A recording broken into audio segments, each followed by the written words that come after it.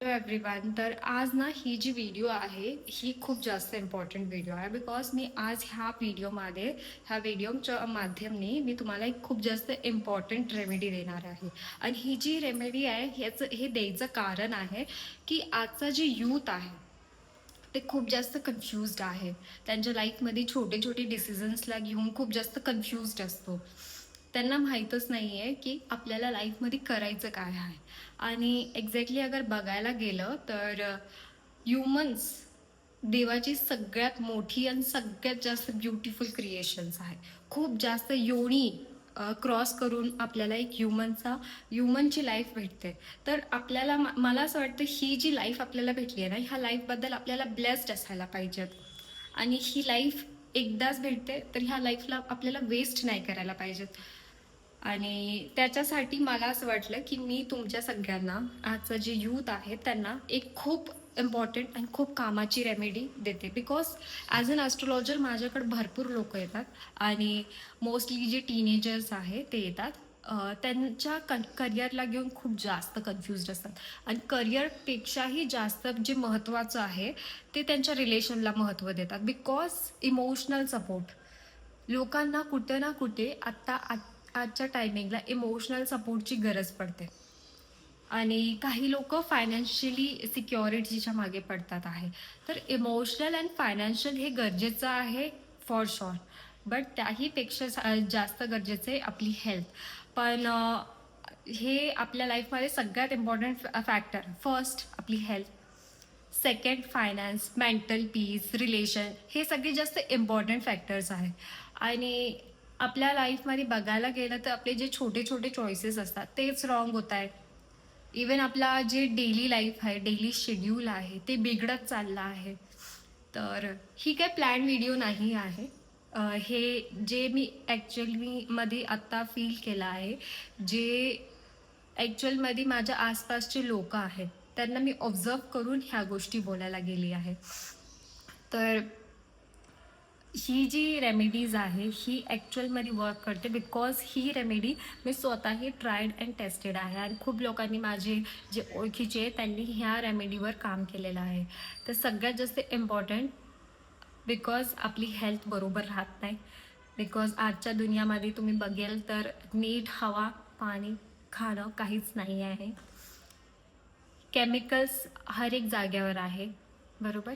तर त्यामुळे आपली हेल्थ जी आहे डे बाय डे आपण प्रॉब्लेममध्ये जातो आहे. आपली डिझीज आहे, बिमारी वगैरे सगळं वाढतं आहे.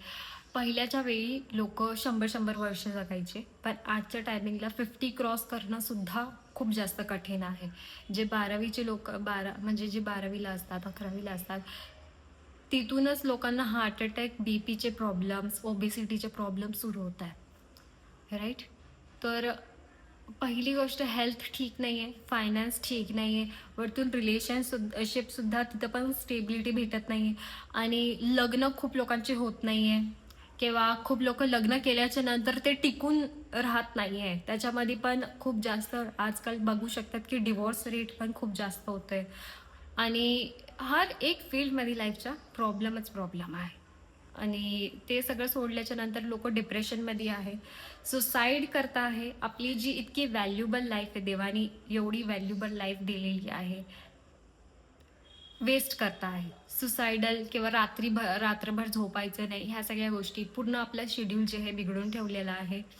तिथंच दुसऱ्या साईडला बघितलं तर 1% किंवा 10% असे पण लोक असतात जे हे सगळं एवढं सगळे जे पोल्युटेड गोष्टी आहेत त्यामधून सुद्धा सक्सीड होतात आणि एक चांगली आणि हेल्दी लाईफ जगतात.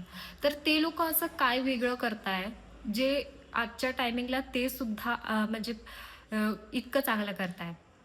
तर मी जे ऑब्झर्व केलं आहे, ॲज पर माय ऑब्झर्वेशन, तुमच्यासाठी अगर सगळ्यात जास्त इम्पॉर्टंट रेमेडी बनवायला गेले तर सगळ्यात पहिले तर सकाळी लवकर उठायचं सुरुवात करा.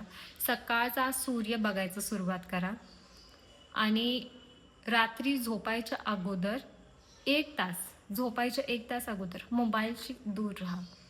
ही सगळ्यात जास्त इम्पॉर्टंट रेमेडी आहे as per the observation. Because most of the time आपण मोबाईलमध्ये घालतो आणि मोबाईलचे जे ब्लू रेज आहे ना, जे आपण झोपायच्या अगोदर बघतो, त्याच्यामुळे काय होतं ना की आपल्याला रात्रीची झोप येणं बंद होते, आपल्याला इन्सोमिनियाचा त्रास व्हायला लागतो. आणि सगळ्यात पहिले तर आपण जेव्हा बाहेर निघतो, सकाळी लवकर उठून बाहेर निघतो, सूर्याच्या किरणमध्ये जातो, त्याच्यामुळे सगळ्यात पहिले तर आपला आळसपणा दूर होतो. आपल्याला खूप जास्त सूर्याची जी ऊर्जा असते ती भेटते, विटॅमिन डी भेटतो. त्याच्यामुळं आपले जे बोन्स आहेत ते खूप चांगले आणि हेल्दी व्हायला लागतात. आपल्या माइंडमध्ये जेवढे काही कन्फ्युजन्स आहे लाईफमध्ये, कुठलीही किती पण काय पण प्रॉब्लेम असू दे, आपण जेव्हा सूर्याच्या किरणमध्ये जातो ना, तर आपल्याला एक पॉझिटिव्हिटी भेटते. बिकॉज मोस्टली अगर तुम्ही ऑब्झर्व केलं असेल तर जेवढे लोक डिप्रेशनमध्ये असतात ती लोक मोस्टली अंधारात तुम्हाला दिसेल, स्वतःच्या बेडरूममधली लाईट बंद करून राहतात किंवा अंधारात राहणं जास्त प्रिफर करतात. तर जेव्हा आपण आपली लाईफ अंधारात करतो ना, तर आपली लाईफ हळूहळू खूप जास्त ब्लॅकमध्ये जायला लागते, अंधारात जायला लागते. तर सगळ्यात बेस्ट आहे की स्वतःच्या लाईफमध्ये अगर क्लॅरिटी पाहिजे तर सूर्याच्या किरणमध्ये जाणं सुरुवात करा. आणि त्यानंतर एक खूप जास्त इम्पॉर्टंट रूटीन, पाणी प्यायचं सुरुवात करा. जेवढं जास्त होईल ॲज पर म्हणजे दिवसाभरामध्ये as per the rule 8 glass पाणी पिणं खरंच खूप जास्त गरजेचं असतं. तर 8 ग्लास मिनिमम 8 ते 9 ग्लास तुम्ही पाणी पिणं सुरुवात करा. आणि त्यानंतर फक्त संध्याकाळी लवकर झोपायचं शिका, पण झोपायच्या अगोदर ॲटलिस्ट मूनलाईटमध्ये जावा. सकाळी नुसतं सनच्या लाईटमध्ये आणि संध्याकाळी मूनच्या लाईटमध्ये. बिकॉज हे दोन्ही जे प्लॅनेटरी पोझिशन्स आहेत, जसं सन, मून, हे आपल्या लाईफमध्ये खूप जास्त इम्पॉर्टंट आहे. आणि आपण जे सगळ्यात जास्त इम्पॉर्टन्स देतो आपल्या मोबाईल फोन्सला देतो. दिवसभर घरी बसतो आणि मोबाईल वगैरे चालत असतो, टी व्ही वगैरे बघतो, पण बाहेर निघत नाही. तर बाहेर निघा, सगळ्यात इम्पॉर्टंट ते आहे. बाहेर निघलं ना तर आपल्याला बाहेरची दुनिया कळेल, आपला नॉलेज वाढेल, आपल्यामध्ये पॉझिटिव्हिटी वाढेल. तर तुम्हाला ह्याबद्दल काय वाटतं? आणि अजून कोणतीही प्रॉब्लेम आहे तर ह्या तुमच्या आयुष्यातली कोणतीही प्रॉब्लेम आता जे चालू आहे तर त्याबद्दल तुम्ही कमेंट करू शकतात. तर आणि अजून काही समजलं नाही आहे ह्याबद्दल तर तुम्ही कमेंट करून मला विचारू शकतात. तर दुसरा व्लॉग मी ह्याच्यावरच नेक्स्ट कंटिन्यू करणार आहे. आणि व्लॉग आवडला असेल तर प्लीज मला कमेंट करून नक्की सांगा. आणि अशा अजून व्हिडिओसाठी चॅनलला नक्की सबस्क्राईब करू शकता. Thank you so much.